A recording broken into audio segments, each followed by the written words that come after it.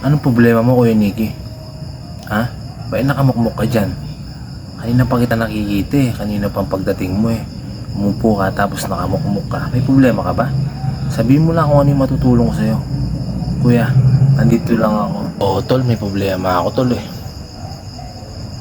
Sakto lang yung sahod na sinahod ko tol. Magbabayad pa ako ng motor. Kaya nakamukmuk ako, hindi ko alam kung saan ako maghahanap, lalapit mga tol. Ganyan talaga kuya. Alis sumahod ka, alis mababayaran mo yung motor mo na hindi ka nalilit. Babayaan mo, naiintindihan ka naman ni Inang eh. Mabait naman si Inang eh. Basta maging okay ka lang kuya, maging okay din ang lahat. Alis bayad ka, yun ang isipin mo. Masaya lang talagang ganyan. Magtiis lang tayo. Salamat tol, nandiyan ka. Dinadamay mo ako at nakikinig ka sa akin tol. Sana hindi mo na magalit si Inang, hindi ko siya mabibigyan eh, tol.